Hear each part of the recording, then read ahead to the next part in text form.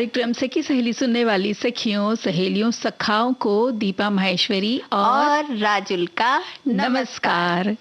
राजुल जी, हम अक्सर यहाँ अपने कार्यक्रम में अपने श्रोताओं से ये पूछते हैं ना, कैसे हैं आप, और उम्मीद करते हैं हमेशा कि अच्छे होंगे, स्वस्थ होंगे और इस बदलते मौसम में अपना और अपने परिवार का बहुत अच्छा ख्याल रख रहे होंगे। अरे भाई, हमारे जो श्रोता है ना, वो बहुत ध्यान से सुनते हैं और जो विषय हम जिस पर बात करने वाले होते हैं उनके अनुसार बिल्कुल कदम से कदम मिला के बात कर लेते हैं। जैसे कि हमारे एक श्रोता ने लिखा है कि स्वयं को इन दिनों में फिट और तंदुरुस्त रखना भी आजकल स्वयं से प्रेम कहलाना चाहिए।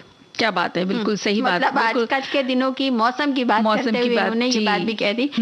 और जैसा कि अब बात तो हो ही गई, खुली गई कि हम आज ये बात कर रहे हैं कि स्वयं से प्रेम और स्वार्थ क्या है। मतलब स्वयं से प्रेम और क्या है स्वार्थ। तो इसका अंतर भी समझेंगे और इसका महत्व भी जानेंगे, है ना। इन दोनों महत्वपूर्ण है स्वयं से प्रेम और क्या अंतर है स्वार्थ हो जाते हैं। आपसे प्रेम करते करते ये दोनों ही बातें होंगी। और साथ में आज हम हेलन केलर दिवस है, तो हेलन केलर जी के बारे में जानेंगे, उनके जीवन के बारे में जानेंगे और क्यों ये दिवस मनाया है वो जी। और उनके बारे में हमारे बहुत सारे साथियों ने लिखकर भी भेजा है, तो आज उनकी बात करेंगे। और आज हम बात करने के साथ साथ कुछ खास सुनवाते भी हैं। सभी को उसका बहुत इंतजार रहता है और बहुत ध्यान से सुनते हैं वे लोग। चित्रलेखा जी। और सखी विशेष में पीटी उषा जी, उनके बारे में जानेंगे क्योंकि आज उनका जन्मदिन है। तो पीटी उषा जी को, जो कि भारत की उड़न परी कहलाती हैं, जन्मदिन की ढेर सारी बधाइयां और बहुत सारी शुभकामनाएं हम अभी से देते हैं और उनके बारे में ढेर सारी बातें भी करेंगे। और हम में से बहुत सारे ये सब चीज उद्यम करते होंगे। सूक्ष्म लघु मध्यम उद्यम ये क्या है और इस आज उस दिवस है, तो इसका महत्व कैसे है हमारे जीवन में और किस तरह से राष्ट्र उन्नति कर रहा है इसको लेकर के, तो इसके बारे में भी हम बात करेंगे। और हमारे सभी श्रोताओं से चाहेंगे बहुत सारी बातें लिखकर भी हमारे साथियों ने भेज रखी हैं आज के इस दिन के बारे में, जो खास दिन है आज का, उसके बारे में बहुत सारी क्या कहते हैं ना, बड़े जागरूक है हमारे सखा और सखियां।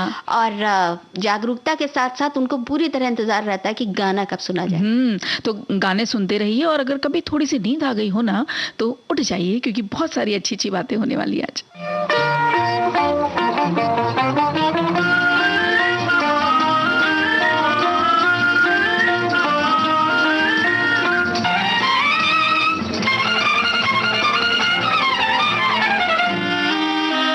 आहारे मगन मेरा चंचल मन, इस दिन गुनगुन कुछ अपनी ही धुन में गाए। आहारे मगन मेरा चंचल मन, इस दिन गुनगुन कुछ अपनी ही धुन में गाए। पग पायल बाजे रुन छुन छुन, सजना मेरे सुन, तुझ बिन अब राह नहीं जाए।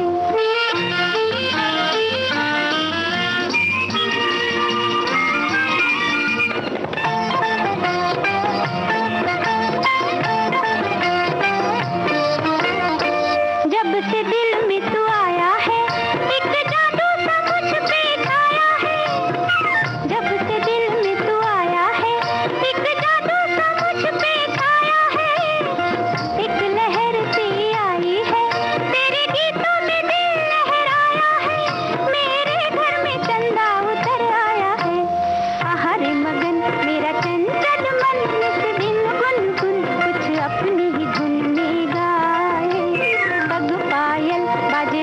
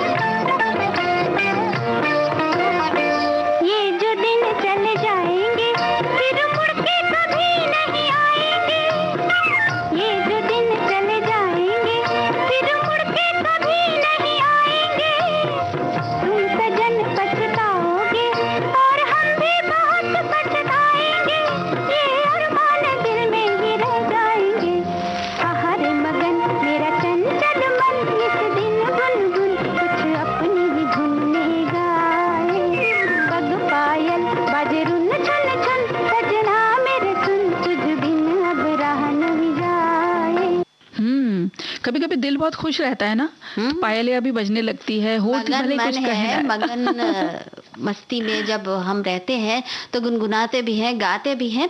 और आज तो एक ऐसा दिन है, एक ऐसा खास दिन है जो कि मस्ती में रहने के साथ साथ अपने श्रम को साध्य होते देखने का भी दिन है। यानी कि आज है सूक्ष्म लघु मध्यम आकार उद्योग दिवस, जी अंतर्राष्ट्रीय स्तर पर मनाया जाता है। मतलब इसे MSME डे भी कहते हैं, यानी कि micro small and medium sized enterprise डे। जी, यानी कि जो व्यवसाय अपना कर रहे हैं उनके लिए बहुत महत्व का दिन है आज ये। तो संयुक्त राष्ट्र ने अप्रैल 2017 में महासभा में एक प्रस्ताव पारित किया था राजुल जी, और तभी से हर वर्ष 27 जून को ये दिन मनाया जाने लगा। संयुक्त राष्ट्र के अनुसार दुनिया में लगभग 90% बिजनेस जो है वो इन्हीं उद्योगों से आते हैं, और साथ ही दुनिया में रोजगार के क्षेत्र में भी MSME का, यानी कि इन उद्योगों का, सूक्ष्म लघु और मध्यम उद्योगों का बहुत महत्वपूर्ण योगदान होता है। जी, और इसके अलावा अगर दुनिया के सकल घरेलू उत्पाद यानी कि GDP की बात करें हम, तो 50% मतलब एक बड़ा हिस्सा योगदान, जैसे कि योगदान की बात करें हम, वो ये लघु सूक्ष्म और मध्यम आकार के उद्योगों के नजर में आता है। इन्हें अर्थव्यवस्था का इंजन कहा जाता है। अगर इसको रीढ़ की हड्डी कहें तो भी गलत नहीं होगा। जो सबसे बड़ा सपोर्ट सिस्टम है, क्योंकि ये और एक ऐसा ड्राइवर है जो देश के आर्थिक विकास को लगातार गति दे रहा है। जी, और हमारे देश में अगर सूक्ष्म लघु और मध्यम उद्योग क्षेत्र की भूमिका की बात करें तो ये भारत की विरासत आर्थिक मॉडल का एक अंग है। कोई भी उत्पाद या सेवा हो, उसमें आपूर्ति श्रृंखला का खास हिस्सा ये उद्योग ही है। हाँ, यानी कि मतलब बहुत बड़े बड़े से उद्योग हों तब भी उसके बावजूद जो कई बार होती ना छोटी छोटी चीजें होती हैं, कच्चा माल होता है उनकी, या कच्चे माल को उस आकृति तक, उस अवस्था तक ले आना कि वो तुरंत इस्तेमाल हो जाए निर्माण के लिए। तो उसमें बहुत सारे सूक्ष्म और लघु उद्योग और मध्यम उद्योग जो हैं लगातार लगे हुए हैं। भारत की GDP यानी कि ग्रॉस डोमेस्टिक प्रोडक्ट, जिसे कि हम सकल घरेलू उत्पाद कहते हैं, उनका भी इन उद्यमों में बहुत ज्यादा इससे बहुत ज्यादा बढ़ोतरी होती है इन उद्यमों से GDP में, और विकास का, आर्थिक विकास का एक बड़ा हिस्सा इनसे कवर होता है। जी, और ये उद्योग रोजगार के अवसर पैदा करते हैं, खास तौर से नई प्रतिभाओं के लिए तो ये जैसे वरदान हो गए, क्योंकि बहुत सारे स्टार्टअप इसके वजह से चालू हो सकते हैं। जो युवा है आज का, वो अपने दम पे कुछ करने की मतलब हिम्मत भी रख पाता है, और कर रहे हैं, और करके उन्होंने दिखाया भी है, कहा जाता है। जी और इसके अलावा इसमें ग्रोथ और लेवरेज एक्सपोर्ट्स के संदर्भ में आर्थिक स्थिरता है। आजकल बहुत सारी बहुराष्ट्रीय कंपनियां छोटे उद्योगों से अर्थ तैयार, यानी कि रॉ मटेरियल तरह की चीज और सहायक उत्पाद भी खरीद रहे हैं। होते हैं, जैसे सहायक उत्पाद, जैसे ऑटोमोबाइल इंडस्ट्रीज हैं, तो वो ब्रेक है या कुछ इस तरह की जो चीजें हैं, उनसे जुड़ी लगाने के लिए पार्ट्स, वो सब वो ऐसे ही उद्योगों से खरीद लेती हैं। या कई बार देखा गया है कि बोतल के कॉर्क बनाने का भी एक अच्छा खासा है, या नट बोल्ट्स हैं, उनका भी एक उद्योग है और काफी फलता फूलता उद्योग है। तो इस तरह से बहुत विस्तृत है इनका क्षेत्र। जी, और ये उद्योग जैसे आप कह रहे हैं कि बहुत विस्तृत है।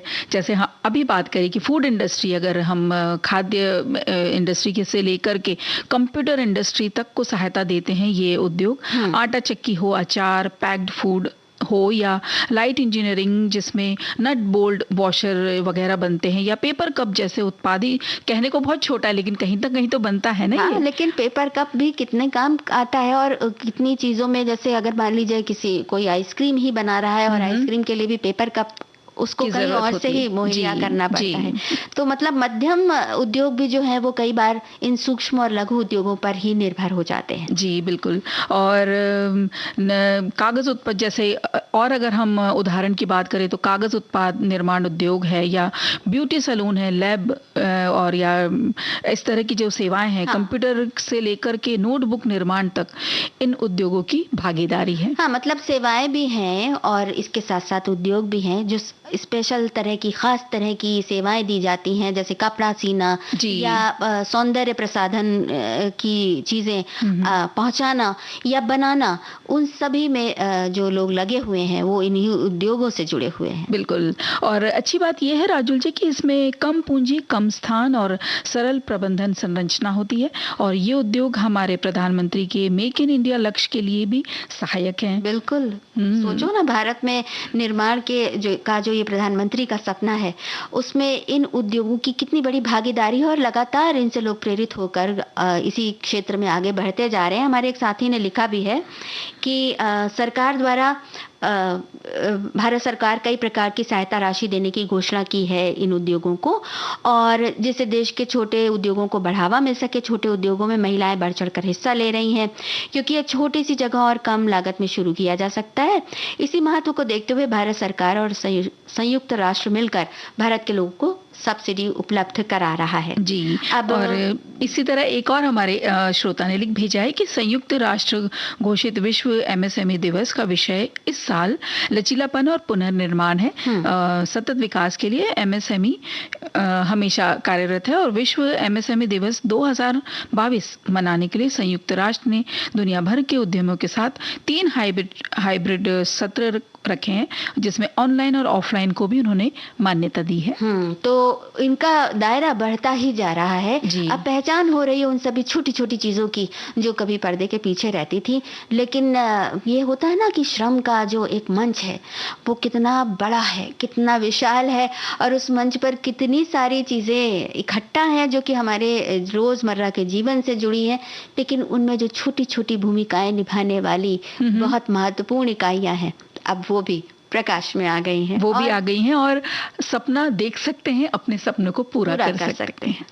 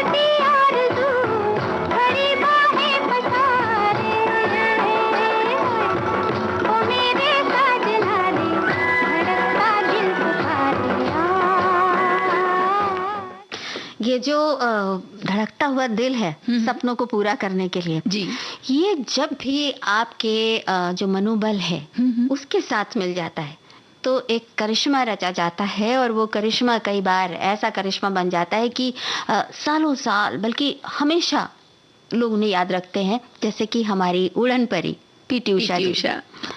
आज उनका जन्मदिन है, तो एक बार फिर विविध भारती परिवार की ओर से और हमारे सभी सखा और सखियों की ओर से उन्हें जन्मदिन की ढेर सारी बधाई और शुभकामनाएं। आज भारत की महानतम एथलीटों में उनका नाम शुमार होता है, और उनका पूरा नाम है पिला उल्ला कांडी थेक्के पराम्बिल उषा। उनका जन्म केरल के कोझिकोड जिले के पयोली गांव में हुआ था, और उनकी शिक्षा पयोली में ही हुई थी, और उन्हें इसलिए पयोली एक्सप्रेस भी कहा जाता है। जी, 27 जून 1984 में जन्मी पीटी उषा ने 1980 के दशक में एशियाई ट्रैक एंड फील्ड पर भारत का नाम रोशन किया। उनकी प्रतिभा का पता तब लगा राजुल जी, जब 9 साल की उम्र में उन्होंने देखते ही देखते स्कूल के चैंपियन को हरा दिया। उनके शिक्षक उनके प्रतिभा को देखते ही हैरान रह गए, और उन्हें लगा कि भाई इस बच्ची में कुछ खास बात है, कुछ अलग बात है। बिल्कुल। 13 वर्ष की उम्र थी उनकी तब उन्होंने केरल सरकार के स्पोर्ट्स डिवीजन में दाखिला लिया, और मशहूर कोच OM नंबियार ने उन्हें गाइड करना, कोच करना शुरू किया, और उनके प्रोत्साहन और प्रशिक्षण का ये परिणाम था कि उनका प्रदर्शन जो था वो बिल्कुल निखरता ही चला गया। पहले जिला स्तर पे, फिर राज्य स्तर पर, और फिर राष्ट्रीय स्तर पर वो एक बेहतरीन एथलीट जो है वो बनती चली गई। जी, और 1980 के ग्रीष्मकालीन ओलंपिक खेलों में हिस्सा लेकर वो भारत की सबसे कम उम्र की एथलीट बन गई। उस वक्त राजुल जी उनकी उम्र सिर्फ 16 साल की थी। और 1982 के एशियाई खेलों में रजत पदक, 1983 के एशियाई चैंपियनशिप में 200 मीटर में रजत और 400 मीटर में उन्होंने स्वर्ण पदक जीता। उसके अलावा 1984 का लॉस एंजलिस ओलंपिक यादगार बन गया। जो फिनिश लाइन पर पहुंची तो विजेता से उनका पैर आगे था, लेकिन धड़ फिनिश लाइन के पीछे होने की वजह से वो चौथे नंबर पे आई। और ये वाला जो किस्सा है, ये घटना बहुत से लोगों को पता है। बहुत सारे लोगों को, और उस समय करके सारे भारतवासी रह गए थे, लेकिन जो उनका जो उपलब्धि थी वो किसी हालत में कम नहीं हुई, क्योंकि ये उनका सबने देखा कि वो आगे थी, उनका पैर आगे था, और बस जरा सी 1 सेकंड भर की, जो 1 सेकंड से भी कम समय की जो चूक हुई थी, जो धड़ आगे करने में, उसमें उनका, लेकिन चौथे नंबर पर आकर भी उन्होंने पूरी दुनिया में भारत का नाम रोशन किया। जी, और पीटी उषा के इस प्रदर्शन ने उनका नाम खेल की बुलंदियों तक तो पहुंचाया। जकार्ता में 1985 के एशियाई चैंपियनशिप में उन्होंने 5 स्वर्ण पदक और 1 कांस्य पदक जीता। क्या बात है। इसके बाद 1986 के एशियन गेम्स में 4 स्वर्ण पदक और 1 रजत पदक उन्होंने जीता। फिर 1979 की एशियाई चैंपियनशिप और 1990 के एशियाई खेलों में 4 स्वर्ण और 5 रजत पदक हासिल किए। जी, और 1991 में कबड्डी खिलाड़ी वी श्रीनिवासन से विवाह के बाद वे कुछ समय खेलों से दूर रहीं, लेकिन 1984 में हुए एशियाई खेल में रजत पदक और बाद में एशियाई चैंपियनशिप में 4 पदक जीतकर धमाकेदार उन्होंने वापसी की थी।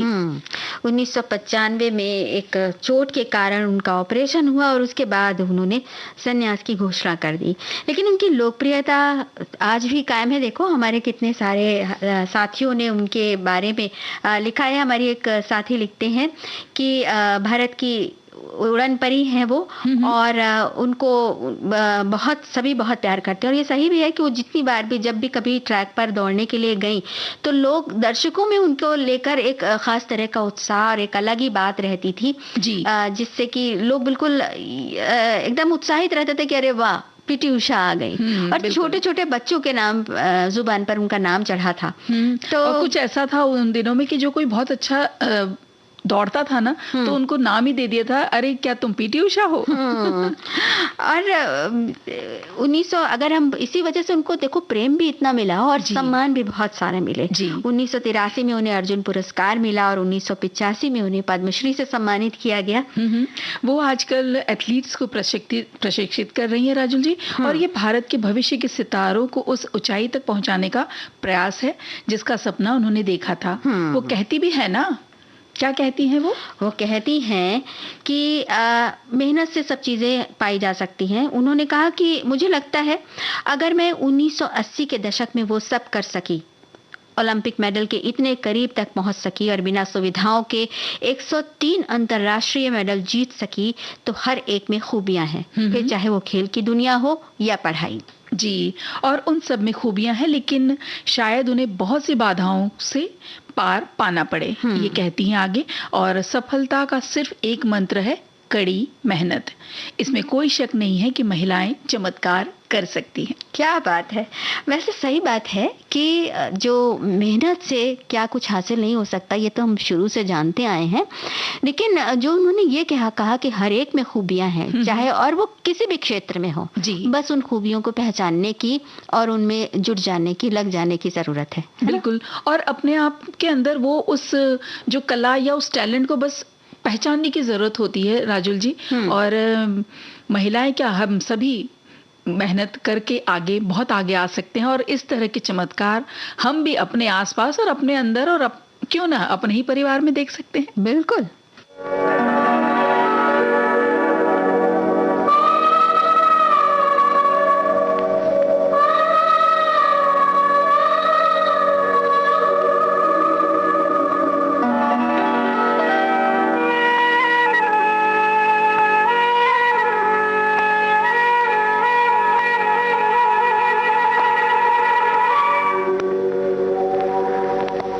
बहारों में अकेले ना फिरो, राह में काली घटा रोक न ले।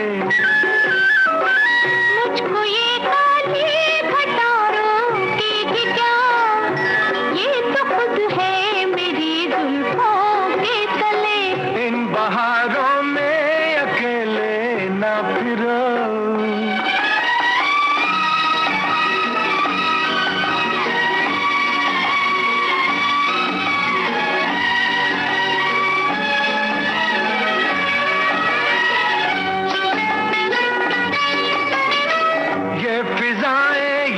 नजारे शाम के सारे आशिक हैं तुम्हारे नाम के। ये फिजाएं, ये नजारे शाम के सारे आशिक हैं तुम्हारे नाम के। फूल कहती है हो, फूल कहती है तुम्हें बादे सबा, तुम्हें बादे सबा, देखना बादे सबा रोक न ले। इन बहारों में अकेले ना फिरो, राह में काली घटा रोक न ले। मुझको ये काली घटा रोकेगी क्या।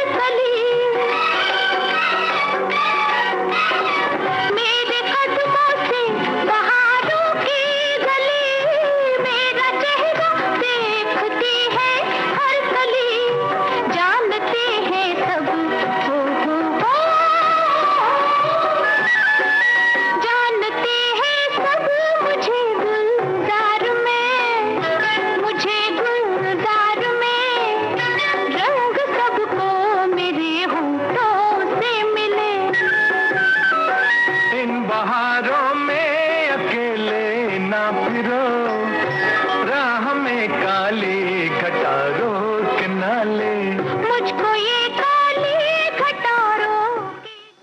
दीपा, जब मन में हौसला हो तो कोई रोक नहीं सकता। सही बात है, बिल्कुल। और ये हौसला ही होता है जो हमें आगे बढ़ने के लिए हमेशा एक, कहते हैं ना, अंदर से ऊर्जा बना के रखता है। और चाहे हमारे आसपास परिस्थितियां अनुकूल नहीं होती हैं, कभी कभी कुछ ऐसी आ जाती हैं सिचुएशंस कि जहां बहुत ऐसा लगता है कि हमारे पैर किसी ने जकड़े हुए पकड़े हुए हैं, लेकिन हौसला हमें ऊपर उड़ान भरने के लिए मजबूर कर देता है। अरे हौसला आता है खुद से प्यार करने में, जिसके बारे में हमारे कितने सारे साथी देखो भेज रहे हैं। स्वयं से प्रेम करना यानी जीवन की वो आवश्यक गतिविधि जिसके कारण आपके जीवन में सुधार आए और जीवन की गुणवत्ता बढ़े और जीवन के प्रति जो नकारात्मक भाव उत्पन्न होते हैं उनसे बचा जा सके, बल्कि एक सकारात्मक सोच दिल दिमाग में उत्पन्न हो जिससे भविष्य उज्जवल हो सके। भाई, तो स्वयं से प्रेम करने की बात तो हमारे साथी समझ ही गए हैं, लेकिन कई बार स्वयं से प्रेम करने को स्वार्थ की संज्ञा दी जा सकती है। जिस तरह से, जैसे हमारे एक श्रोता ने लिखा है कि स्वार्थी इंसान का मन हमेशा नकारात्मक विचारों से के प्रदूषण से भरा रहता है। सब कुछ मेरा हो या मैं ही सब कुछ पालूं, इस विचार से वो अपना चैन, आराम, सकारात्मकता सब कुछ खो देता है। स्वार्थी इंसान अपने कर्म, आचार, व्यवहार से अलग ही पहचाना जाता है। सिर्फ अपने हित के विचार स्वार्थी व्यक्ति के दिमाग में लगातार चलते रहते हैं।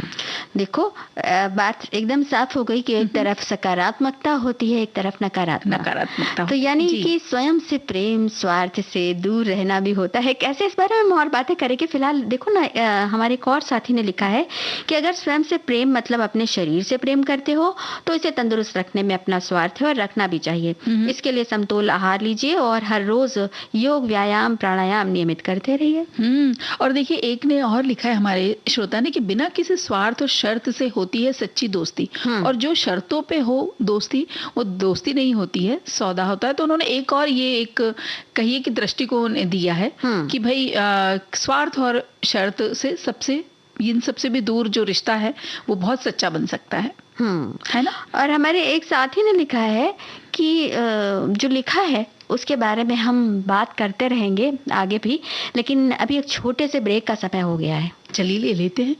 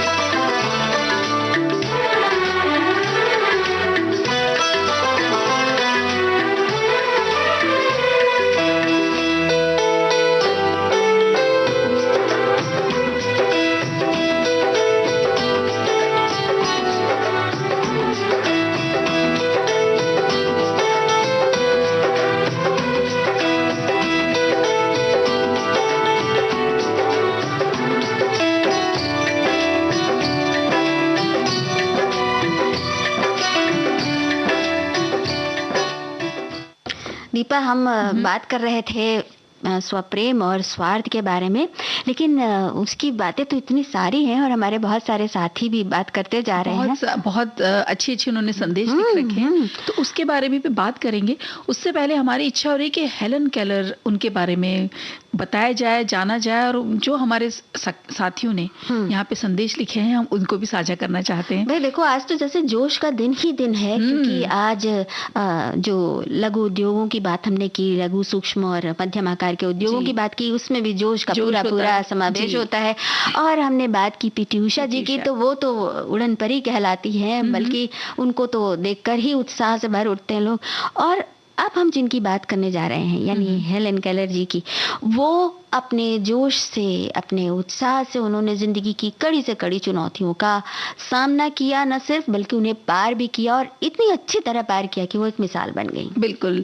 और हेलन केलर ये एक अमेरिकी लेखक, सामाजिक कार्यकर्ता और लेक्चरर थी। उनके जन्मदिन जो कि आज है 27 जून को, दुनिया भर में हेलन केलर दिवस के रूप में मनाए जाने के पीछे एक लंबी यात्रा है राजुल जी, और उस शख्सियत की जिन्होंने असंभव लगने वाले संघर्षों, जैसे कि आप बता रही थी कि उसकी चुनौतियों पर विजय हासिल करना, यानी कि कहानी ही है। वो कहानी क्या है, उन्होंने ये जीवन जिया है। कहानी जैसी लगती है लेकिन असलियत है, और वो असलियत से गुजर कर खड़े सोने से आई। उनका जन्म हुआ था 27 जून 1880 को संयुक्त राज्य अमेरिका में, और उनके पिता का नाम आर्थर एस केलर और माँ का नाम था कैथरीन एडम्स केलर। जी, जब हेलन मात्र 19 महीने की थी तो उन्हें तेज बुखार हुआ। ये बुखार बड़ी मुश्किल से ठीक हुआ।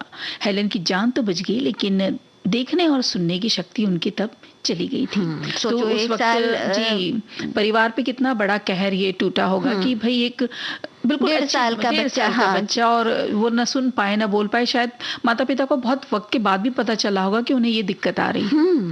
और बहुत परेशान करने वाली थी ये स्थिति, क्योंकि जैसे जैसे वो फिर समझे और समझने के बाद उन्होंने उस स्थिति को संभालने की कोशिश की, तो सबसे बड़ा यक्ष प्रश्न था कि उनकी शिक्षा कैसे की जाए, उनको कैसे सिखाया जाए, उन्हें कैसे समझाया जाए, दुनिया से उनका परिचय कैसे कराया जाए, क्योंकि वो तो उस उम्र में उनकी वो क्षमताएं चली गई थी जिस समय बच्चा सीखना शुरू करता है। तो इस प्रश्न के सामने उन्होंने माता पिता की भी हिम्मत थी कि उन्होंने हथियार नहीं डाले, बल्कि वो लगे रहे।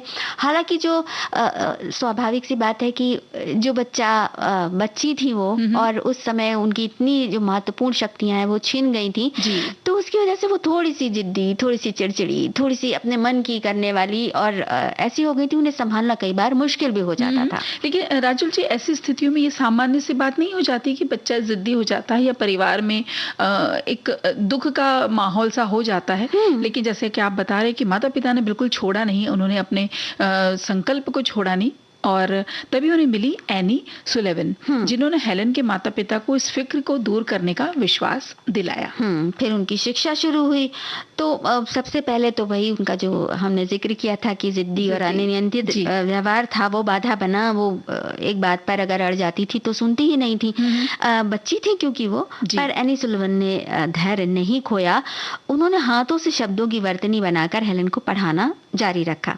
एक हथेली पर टीचर की उंगलियों की गति और दूसरी हथेली पर पड़ती ठंडे पानी की धार से हेलन ने वाटर यानी पानी के विषय में जाना। तो इस तरह पढ़ाई होती थी। जी, ये कितना वो टीचर के लिए भी कितना कठिन था कि बच्चा जो सुन नहीं सकता, देख नहीं सकता, उसको हर एक चीज, हर एक भाव से परिचय कराना था। बिल्कुल। और फिर तो ये सिलसिला रुका नहीं।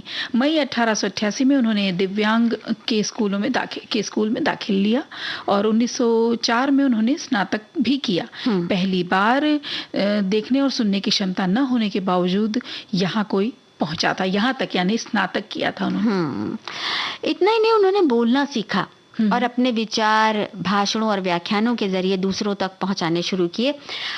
सुनने में असमर्थता पर भी उन्होंने विजय पाई। बोलने वाले होठ, जो बोलने वाले होते थे, उनके होठ पर और गले पर उंगली रखकर, क्योंकि जो कंपन होता था, वाइब्रेशन होता था, उससे वो अंदाजा लगाती थी कि क्या बोला जा रहा है। वो जान जाती थी का उच्चारण। हाँ जी। और इसे खास पद्धति कहते हैं, डेडोमा पद्धति, जो उन्होंने सीखी बाकायदा। और फिर लिखने के लिए तो ब्रेल लिपि और बातचीत के लिए उंगलियों की वर्तनी का उपयोग करने में वो माहिर हो गई। जी, वे दुनिया में एक वक्ता, लेखिका और मशहूर इस रूप में मशहूर हुई। और उन्होंने दिव्यांगों और बधिरों के अलावा सामाजिक मुद्दों और महिलाओं के अधिकारों पर खूब लिखा। वे दिव्यांगों की जरूरतों पर लगातार काम करती रही, कभी कोर्ट में तो कभी लेखों और भाषणों के उसके माध्यम से उन्होंने लगातार उन्हें मदद करती रही। और उनकी कुल 12 प्रकाशित पुस्तकें और कई लेख हैं। कौन सी उनकी एक बहुत मशहूर आत्मकथा भी है जी, the story of my life. तो ये बहुत मशहूर है, और बहुत कम उम्र में उन्होंने ये ऑटोबायोग्राफी, आत्मकथा यानी उन्होंने लिखी थी। और ऐसे ही बहुत सारी किताबें हैं, कुल मिला के 12। जी। और अपने ग्लोबल ग्लाइडिंग दौरे में उन्होंने विश्व के अनेक देशों का भ्रमण किया। वे भारतवर्ष भी आई थी, और 1980 में उनके सम्मान में भारतीय डाक और तार विभाग ने एक विशेष डाक टिकट भी जारी किया था। उसमें उनका एक स्केच है और प्रेरणा है, क्योंकि वो तो बहुत लोगों ने उसे संभाल कर भी बहुत अच्छी तरह से रखा होगा। जी। 1 जून 1968 को उन्होंने ये संसार त्याग दिया, लेकिन जीने की अदम्य इच्छा शक्ति और हौसले की धनी हेलन केलर आज भी एक प्रेरणा है। उनके जीवन पर बहुत सारी फिल्में और डॉक्यूमेंट्रीज बनी हैं। 2005 में जो बॉलीवुड फिल्म आई थी ब्लैक, वो उन्हीं के जीवन से प्रेरित थी। उन्होंने बहुत अच्छी अच्छी बातें, सुंदर सुंदर बातें कही हैं।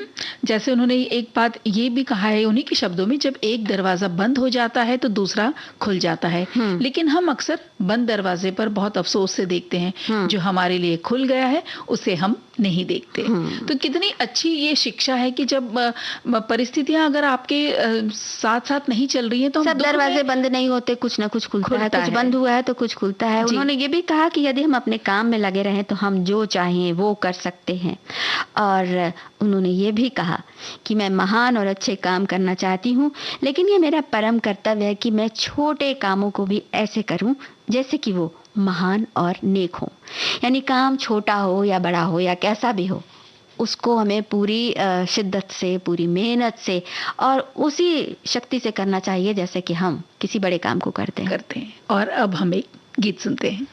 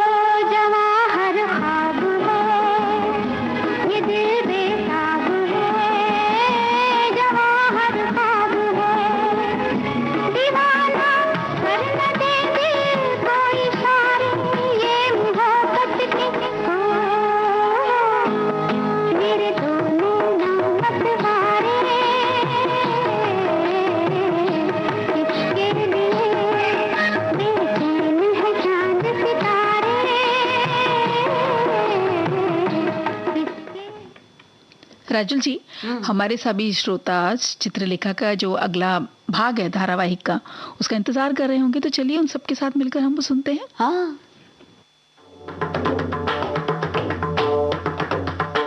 चित्रलेखा।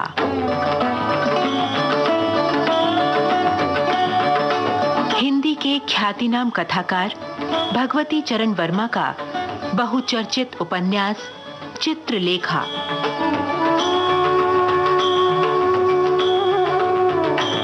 मानव मन को झकझोरने वाली पिपासा की आंधी का दुर्लभ चित्र चित्रलेखा।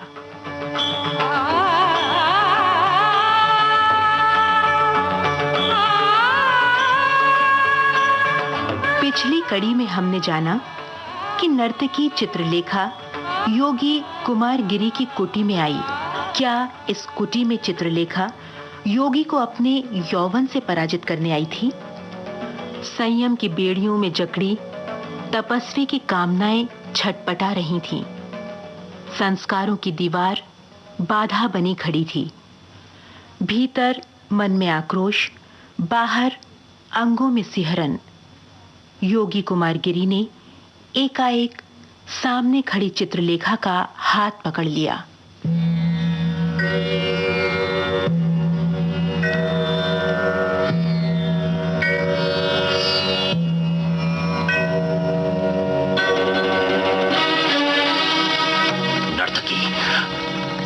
सच कहना कि फिर तुम यहां छाया की भांति क्यों चली आई हो? इस प्रकार यहां भी मुझे लज्जित करने में तुम्हारा क्या ध्येय है? मैं आई हूं अपने ऊपर विजय पाने वाले से दीक्षित होने के लिए। चित्रलेखा के अलसाए से नेत्रों में न जाने कहां की मदिरा थी। सौरभ से भरा मधुमास था, कंपन से भरा मलय था। चांदनी हंस रही थी, तारकावली मुस्कुरा रही थी। निर्जन प्रदेश में और रात्रि के गहरे सन्नाटे में योगी कुमार गिरी के सामने नर्तकी चित्रलेखा खड़ी थी।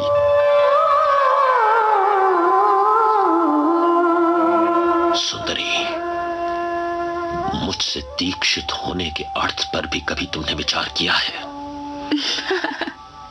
हाँ, एक बार नहीं, अनेक बार। नहीं, तुम मेरा प्रयोजन नहीं समझी। मेरी दीक्षा के अर्थ हैं संसार के समस्त भोग विलास तथा वासनाओं को सदा के लिए तिलांजलि दे देना। जिस अकर्मण्यता से तुम घृणा करती हो, उसी अकर्मण्यता को अपनाना। जिस शुष्क साधना की तुम हंसी उड़ाती हो, उसी शुष्क साधना में अपने कोमल शरीर को तपाना। चित्रलेखा मौन थी। वो ये सोच रही थी कि वो क्या उत्तर दे। नर्तकी होते हुए भी, दर्शन के विकृत सिद्धांतों की दासी होते हुए भी चित्रलेखा को झूठ बोलने का अभ्यास न था। उसकी आत्मा का उत्तर था नहीं। उसके हृदय की प्रेरणा थी हां। हृदय ने विजय पाई। उसने चित्रलेखा को जीवन का सबसे बड़ा झूठ बोलने को बाध्य किया। योगी, इन सब के लिए तैयार होकर आई हूं मैं। इसके लिए तैयार होकर आई हो? सुंदरी, तुम भूल कर रही हो। जो कुछ तुम करने के लिए प्रस्तुत हो वो बड़ा कठिन काम है। प्रत्येक व्यक्ति ये नहीं कर सकता। जानती हो, ममत्व का विस्मरण बड़ा दुस्साध्य कार्य है। तुम इसे न कर सकोगी। ठीक कहते हो योगी, ये कठिन अवश्य है पर असंभव नहीं है। योगी कुमार गिरी ने एक बार सिर से पैर तक चित्रलेखा को देखा। चित्रलेखा के वस्त्र शरीर पर वही थे जो वो नृत्य के समय पहने हुए थी। वही सौंदर्य और वही मादकता। चित्रलेखा की आंखों में आकर्षण था और उल्लास था। आज तक कुमार गिरी ने सौंदर्य की ओर ध्यान न दिया था। प्रेम और वासना का क्षेत्र उसके लिए न था। उस सौंदर्य से योगी के हृदय में एक हल्का सा कंपन हुआ। प्रथम बार योगी ने इस कंपन से युक्त सांसारिक सुख का अनुभव किया। वो सुख कितना विचित्र था। उसने कहा, सुंदरी चित्रलेखा, तुम्हें दीक्षा देना कहां तक उचित है, इस पर विचार करना होगा। मैं अभी कुछ नहीं कह सकता। अभी तुम कुछ नहीं कह सकते योगी? क्यों? क्या तुम्हें मुझ पर विश्वास नहीं, या तुम्हें अपने पर ही विश्वास नहीं है? योगी, ये याद रखना, मुझे दीक्षा देने या न देने का अर्थ तुम्हारे लिए चाहे कुछ भी हो, पर मेरे लिए ये जीवन मृत्यु की समस्या है, और इस दृष्टि से तुम्हारा बड़ा उत्तरदायित्व है।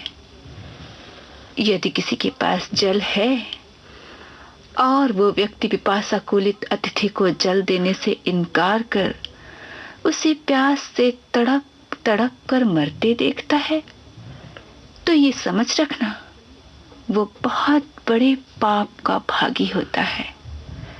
उसकी आत्मा को सुख मिलना असंभव है।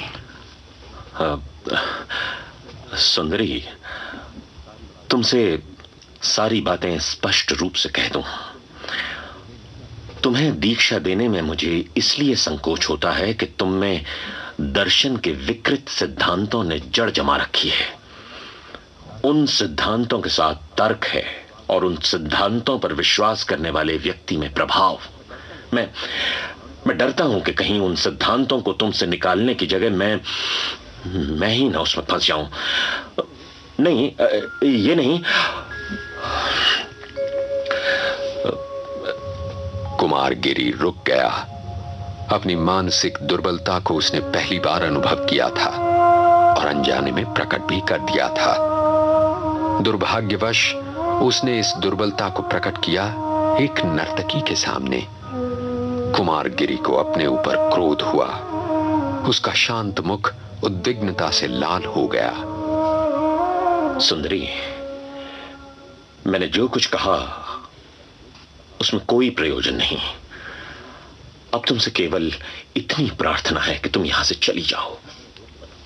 मुझे समय दो कि मैं परिस्थितियों पर विचार करूं। बहुत अच्छा योगी। यदि तुम्हें मेरी उपस्थिति से कुछ दुख होता है तो मेरा यहां से चले जाना ही उचित होगा। तुम समझते हो कि जो स्त्री तुम्हारे सामने खड़ी है वो अंधकार है, माया है। तुम्हें मेरे विकृत सिद्धांतों से भय होता है, पर तुम्हारी ये धारणा निर्मूल है। जिस समय मैं तुमसे दीक्षा लेने चली थी, उसी समय मैंने अपने विश्वासों को, भावनाओं को तथा संस्कारों को तिलांजलि दे दी थी। और रही स्त्री के अंधकार तथा माया होने की बात, योगी, वहां भी तुम भूलते हो। स्त्री शक्ति है, वो सृष्टि है, यदि उसे संचालित करने वाला व्यक्ति योग्य है। वो विनाश है, यदि उसे संचालित करने वाला व्यक्ति अयोग्य है। इसलिए जो मनुष्य स्त्री से भय खाता है वो या तो अयोग्य है या कायर है। अयोग्य और कायर दोनों ही व्यक्ति अपूर्ण हैं योगी। चित्रलेखा वहां से चल दी। कुछ दूर जाकर वो रुकी। कुमारगिरी की दृष्टि शून्य में गड़ी हुई थी। चित्रलेखा ने कहा, हाँ, एक बात कहना तो मैं भूल ही गई थी। वो ये कि मैं तुम्हारे यहां कल फिर आऊंगी। तुम्हें विचार करने का यथेष्ट समय दे रही हूं। यदि मुझे दीक्षा देना उचित समझो तो कल बतला देना। अच्छा, श्री चरणों को दासी का प्रणाम। कुमारगिरी ने चित्रलेखा को जाते देखा। चित्रलेखा के स्वर का संगीत उसके कानों में गूंज रहा था। उसके सौंदर्य की आभा उसकी आंखों के आगे नाच रही थी। वो उस अतृप्त शराबी की भांति चित्रलेखा को देख रहा था जिसको संज्ञाहीन हो जाने का भय हो और जिसके सामने सुगंधित मदिरा बह बहकर धूल में मिली जा रही हो। कुमारगिरी के लिए अपने को रोकना असंभव हो गया। उसने चित्रलेखा को पुकारा, सुंदरी, तनिक ठहरो। योगी, तुमने शायद अपनी भूल समझ ली। बोलो, क्या कहते हो? कुमारगिरी की आंखें झुक गईं। उसकी आत्मा ने हृदय की उच्छृंखलता का विरोध तो अवश्य किया, पर हृदय ने आत्मा की भर्त्सना को टाल दिया। वो उस चांदनी में चित्रलेखा के सौंदर्य को निरख रहा था। उसने चित्रलेखा का श्रृंगार देखा और श्रृंगार भार से पुलकित सौंदर्य देखा। उसने मदिरा देखी और मादकता देखी। उसने इच्छा का अनुभव किया और इच्छा की मनोहरता का भी अनुभव किया। एकाएक उसके हृदय में यह प्रश्न उठा, स्त्री क्या है और सौंदर्य क्या है? भगवान ने इन चीजों की रचना क्यों की है? क्या मैं अपने मार्ग से विचलित हो रहा हूं?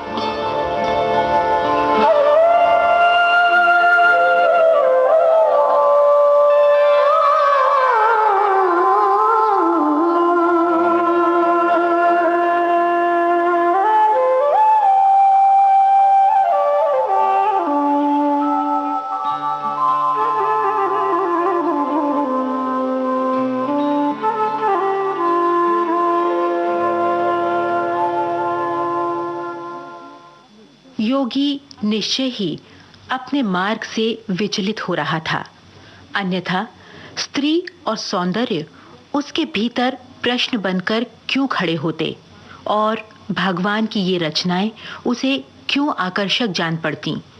उधर चित्रलेखा भी योगी कुमारगिरी से क्या सचमुच दीक्षा लेने आई थी? योगी की कुटी में इसके आगे क्या घटित हुआ, ये हम पढ़ेंगे उपन्यास की अगली कड़ी में।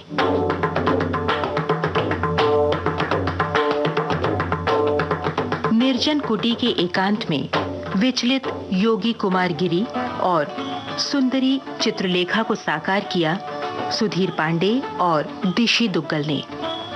सूत्रधार की भूमिका निभाई हरीश भिवानी ने।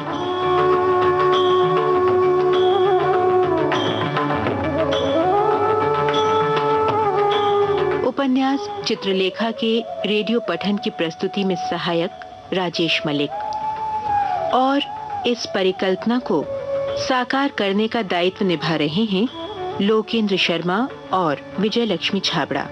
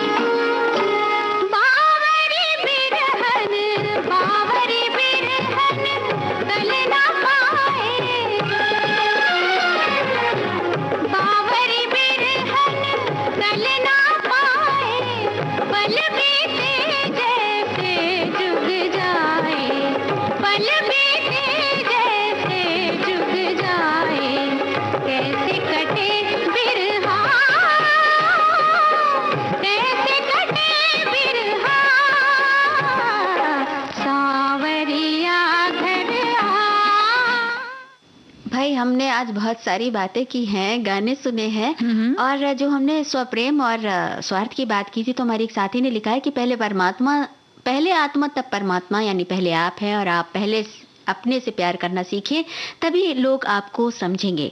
लोग इसे स्वार्थी समझें तो कोई बात नहीं, सारी दुनिया से तो हम प्रेम करते हैं, थोड़ा अपने आप को भी कर ले। कभी कभी स्वार्थी बनना भी जरूरी होता है, नहीं तो यहाँ पर लोग आपको अव्वल दर्जे के मूर्ख समझेंगे। जितना हम एक दूसरे को इज्जत देते हैं, उतना इज्जत पाने के हम हकदार भी होते हैं।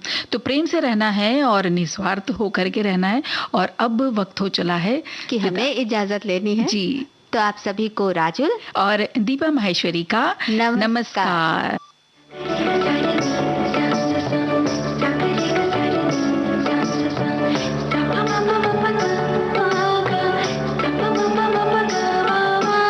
सखी सहेली।